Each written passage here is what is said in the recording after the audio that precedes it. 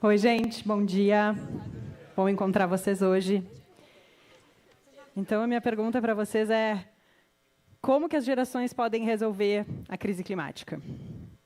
A minha história com sustentabilidade começa lá na faculdade. Essa sou eu, jovem, em 2006, com as minhas amigas da faculdade.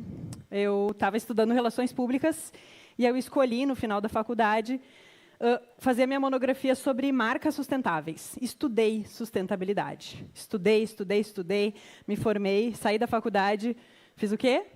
Fui catar um lugar para botar sustentabilidade em prática. Eu conheci o povo da Net Impact. A Net Impact é uma ONG que ainda atua aqui em Porto Alegre, que colocava muito sustentabilidade na prática. Nessa época, eu, como era da comunicação, fui convidada a fazer o vídeo institucional da ONG. E aí eu tinha que explicar o que era sustentabilidade, mas também dizer como é que a ONG fazia para colocar isso na prática. E aí eu voltei lá para os meus estudos da faculdade e me lembrei o que era o conceito de desenvolvimento sustentável. Desenvolvimento sustentável significa que a gente viva hoje em dia atendendo às nossas necessidades, sem que isso estrague o rolê da galera que vai viver aqui no planeta Terra daqui 200, 300, 500 anos, gente que a gente certamente não vai conhecer. E aí, esse conceito de sustentabilidade se materializou nessa agenda mundial, é uma agenda criada pela ONU, chamado Objetivos de Desenvolvimento Sustentável, os ODS. Eu imagino que vocês já devam ter visto eles por aí. Eu trabalhei com os ODS por muito tempo, com educação para sustentabilidade. E aí, no meio desse caminho, teve um que assim, foi um crush total. Eu tive uma paixão louca pelo ODS 13, que é o de Ação contra a Mudança Global do Clima.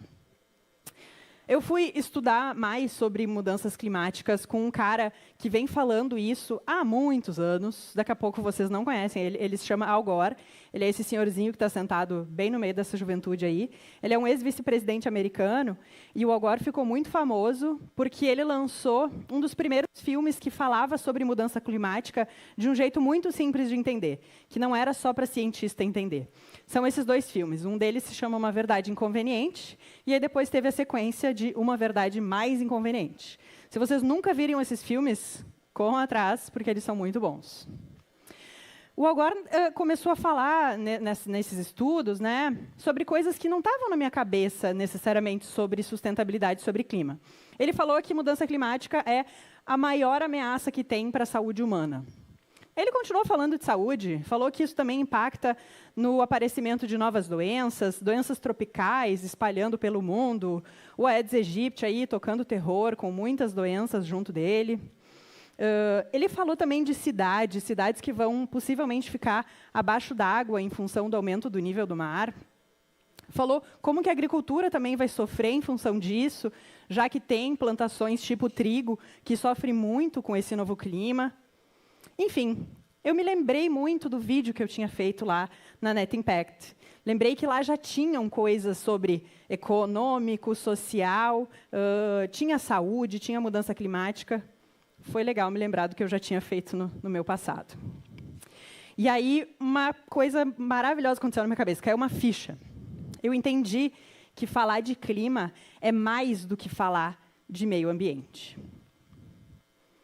E a questão da mudança climática é a velocidade dela. E eu vou mostrar para vocês isso nesse gráfico.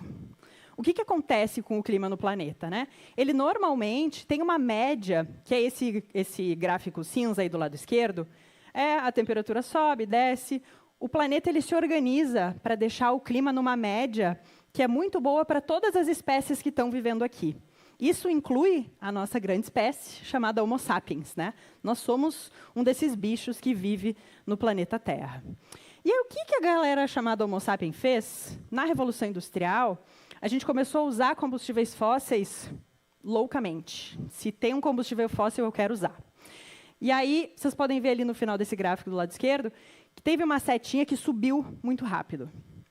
Ou seja, quando a gente fala de mudança climática, a gente está falando na aceleração que o homem fez nesse clima que era para estar mudando, mas mudando muito suavemente. A gente acelerou esse gráfico, de um jeito muito doido. Se não tivesse combustível fóssil, se não tivesse revolução industrial, o clima ia continuar andando naquela setinha azul que vocês estão vendo ali embaixo, né? Ou seja, foi essa espécie única aí que criou esse problema. E aí eu pergunto para vocês, que imagens, quando eu falo de mudança climática, que vocês se relacionam, né, que estão no imaginário de vocês? Eu tenho certeza que imagem de desmatamento está no imaginário de vocês quando a gente fala de mudança climática. Isso não é de graça, porque no Brasil o desmatamento é a grande causa, né, de gases de efeito estufa, que são esses gases que atuam na mudança climática. Mas uma imagem de um avião voando também tem tudo a ver com mudança climática. Afinal, isso é um meio de transporte que utiliza muito combustível fóssil, tem muito avião voando hoje em dia, né? Enfim, ficou fácil, ficou rápido, ficou ótimo andar para qualquer lugar do mundo de aviãozinho. E isso porque a gente usa aí os combustíveis fósseis, né? A gente extrai petróleo, eu brinco que a gente usa dinossauro líquido hoje em dia, né? Porque nada mais é do que essa energia guardada lá no fundo da Terra que a gente está usando. A gente tem planejado as cidades principalmente para os carros, né? Vocês podem ver nessa foto algumas árvores, algumas pessoas andando. Os carros usam combustíveis fósseis. A gente também tem vivido tempos diferentes, né? Isso foi essa semana. Eu estava ali pelo Menino Deus. As cidades, algumas ainda têm ciclovia, né? Que é um meio de transporte que não usa combustível fóssil. Mas em Porto Alegre, hoje, no Menino Deus, em dias de chuva forte, não dá mais para andar de bicicleta na ciclovia. Anda arriscado demais. Outra imagem que tem muito a ver com o problema é a imagem de cimento. Concreto, cimento, é uma outra tecnologia que o homem inventou que precisa de muita energia, gasta muito combustível fóssil e gera muitos gases de efeito estufa. Tem também a ver com o nosso jeitinho de viver hoje em dia, de comprar, não necessariamente botar fora, não necessariamente comprar uma coisa que vai ser reciclada. Isso acaba nos lixões, acaba nos aterros. E também tem muito a ver com o jeito que a agricultura está organizada hoje, o boizinho lá, comendo seu pastinho. Hoje, no Brasil, tem muito boi que fica um boizinho só em 1 hectare. 1 hectare é um espaço gigantesco, gente. E um boizinho no hectare não é uma coisa muito inteligente. Ou seja, quando eu aprendi sobre mudança climática, eu vi que as questões relacionadas ao problema eram muito mais do que só as questões naturais. Se a gente olhar Porto Alegre participa desse problema da mudança climática, principalmente com transportes. Esse é o inventário de emissões da cidade. No segundo momento, a gente tem a tal da energia estacionária, nada mais é do que prédios, energia que a gente utiliza nas nossas casas, aqui no colégio, enfim, prédios comerciais.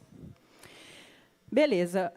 Quem que foi lá e estudou esse negócio todo, né? Foi esse grupo de cientistas chamado IPCC. O IPCC é um coletivo de mais de 1.000 cientistas que, de tempos em tempos, se reúne para fazer a ciência do clima. Eles se dividem em 3 grupos. O grupo da base da ciência física, que vai lá olhar, tem efeito estufa, tem fenômenos meteorológicos, tem isso aqui que a Terra se organiza. O segundo grupo de trabalho nota, beleza, tem esses negócios aqui, mas o que está acontecendo com essas coisas hoje em dia? Está ficando mais quente, está ficando mais vento, está tendo mais chuva, ou seja, o impacto do clima na nossa vida real. E o terceiro grupo de trabalho somos Homo sapiens, criamos um problema, mas, felizmente, tem como diminuir esse problema. E mitigar significa diminuir o problema da mudança climática. E aí a ONU, de tempos em tempos, faz umas coisas engraçadas. Eu adoro, enfim, eu sou uma pessoa que gosta muito de humor. Essa é uma campanha que eles fizeram, que resume muito do problema que estamos vivendo. É uma campanha que um dinossauro chega na Assembleia Geral da ONU e lança uma mensagem real que é: ser extinto é uma coisa muito ruim. Vocês mesmos serem a espécie que se leva à extinção é pior ainda. A gente, pelo menos, teve um asteroide. No caso do dinossauro, eles foram extintos por causa do asteroide, não foi mudança climática, né? Então, dá uma zoada ainda na nossa cara. E traz à tona uma crise. O que é uma crise, gente? Uma crise é, normalmente, uma coisa que dá e passa. Tipo uma febre. Descobri que tenho febre, tem que tomar um remédio, tomei, vai passar. Uma crise é algo que passa. E a crise climática, ela é uma crise que pode passar. E essa é a grande chance da humanidade, já diria eu e o dinossaurinho da campanha lá da ONU. Se uma crise se vai passar, como é que a gente faz para resolver esse problema? Que imagens estão relacionadas à solução do problema? E aí eu tenho a alegria de dizer para vocês que tudo que precisa para resolver a crise climática já foi criado. Alguém já inventou. Então é só a gente colocar em prática.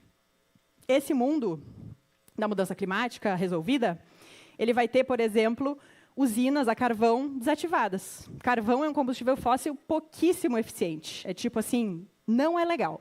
Então, não faz sentido a gente ainda usar energia do carvão. O que dá para fazer nesse lugar? Dá para usar a energia do sol, do vento, do mar, do pum do boi, no caso, biodigestores. Dá para usar energia renovável de muita coisa louca, gente. Muita coisa. Essa energia que a gente vai usar onde? Nas nossas cidades, com certeza, né? Principalmente em sistemas de transporte coletivos. Ao invés da gente sair trocando os nossos carros individuais por carros elétricos, o que certamente vai ter que acontecer, ao mesmo tempo a gente tem que pedir que a cidade se organize para ter ônibus elétricos. Ônibus legais, ônibus seguros, ônibus com internet, que eu vou usar antes de tirar o meu carro de casa.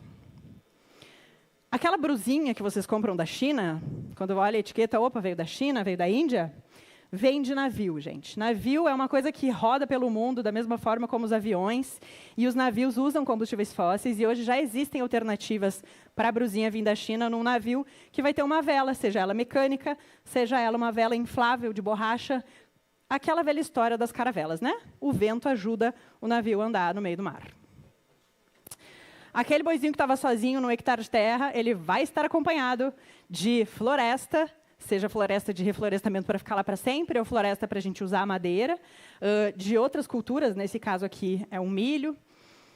As nossas casas do futuro, e aí vocês vão ver que é um futuro bem próximo, podem ser construídas de materiais naturais, de materiais que são renováveis. Elas levam em consideração essa casa aqui, por exemplo, está numa área de possível inundação. Então, não tem casa no primeiro andar, só tem casa no segundo. Se inundar, essa tiazinha aí vai estar preparada para a inundação. As construções no meio da cidade vão também acolher a natureza. A gente viu, né, que o rio, quando ele vem, ele pede o lugar que ele estava antes. Então, a gente também já vai poder construir cidades levando isso em consideração. Um dos problemas é o calor que vai fazer no mundo. Então, a gente tem que estar preparado para não usar tanto ar-condicionado assim, porque a gente vai precisar usar ar-condicionado por dias sem fim. Esse prédio, por exemplo, leva em consideração a sombra, leva em consideração a refrigeração dessa água que tem na volta. E, por fim, é óbvio, a gente vai ter que plantar mais árvore. A gente vai ter que devolver natureza para onde tinha a natureza. Esse é um exemplo do Sebastião Salgado, que é um fotógrafo muito maravilhoso. Ele e a mulher dele compraram esse terreno, cinza, marrom, não tinha nenhuma arvorezinha ali, e plantaram toda a floresta com mudas nativas, devolveram não só as árvores, mas também os bichos, devolveram água para esse lugar que não tinha mais nada. Mas prestem atenção, a gente não pode cair em ciladas de soluções simplistas. Resolver a mudança climática não é colocar somente uma dessas coisas em prática. E aí, olha a pegadinha. Será que tudo que é digital é melhor? Porque eu deixo de usar papel, porque sei lá o quê? Notem, hoje o que a gente vive é uma batalha por água com a inteligência artificial. Mas como assim, Júlia? A inteligência artificial nunca me pediu água. Pois é, mas a inteligência artificial não é uma coisa que roda na nuvem, né? Ela roda em data centers, em espaços, em computadores enormes, e esses computadores precisam de um lugar refrigerado, e para refrigerar esses computadores precisa do quê? De água. Então, a cada pergunta, cada 10 perguntinhas para o chat GPT, vocês estão consumindo meio litro d'água. Lembrem disso quando forem fazer as perguntas não necessárias para o chat GPT. Então, Júlia, como é que as gerações vão resolver a crise climática? Numa lição que a gente já ouviu muito das nossas mães, dos nossos pais, dos nossos avós, dos tios, dos professores, de todo mundo que já esteve no planeta há mais tempo que nós. É obedecendo limites. Que limites são esses? Os limites desse lugar que todos nós vivemos, chamado planeta Terra. Esse é um outro grupo de cientistas que descobriu que o planeta tem muitos limites que, se extrapolados, a vida aqui fica meio ruim, meio difícil. Lembra que eu agora disse que a crise climática era uma das maiores ameaças à saúde dos humanos? Pois é, isso aqui reafirma isso. O planeta tem 9 limites, por enquanto. E 6 desses 9, a gente já está no sinal amarelo. Alguns deles quase no sinal vermelhinho. Se eu sair desse tapete azul, vai dar ruim para o povo da técnica, eles vão brigar comigo, mas é só isso que vai acontecer. Se a gente estourar o limite planetário, vai dar ruim para a nossa vida aqui. É possível que a nossa espécie Homo sapiens não se adapte mais à vida nesse planeta mais quente, que é o que a gente está prevendo.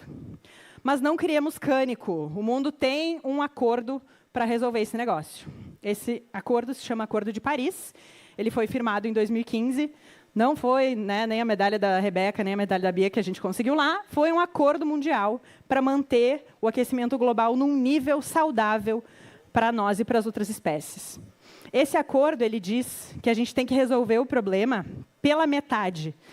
Imaginem vocês diminuir pela metade o uso de combustíveis fósseis até 2030, nos próximos 6 anos. Quantos anos vocês têm? Quantos anos vocês vão ter em 2030? 20. Já vão poder estar dirigindo, tudo isso. Imaginem vocês que, se tudo der certo, metade de vocês não vai usar gasolina. E nenhum de vocês vai usar gasolina em 2050, quando a gente tem que estar com o problema 100% resolvido. O que isso significa, gente? Que a gente já entendeu o problema, a gente já estudou ele, a gente sabe o que precisa fazer, tudo já foi inventado, e quem vai resolver a crise climática até 2050 já nasceu. Todas as gerações vivas hoje são as gerações que vão ter que resolver a mudança climática. Então, eu conto com vocês para resolver essa treta planetária. Bora?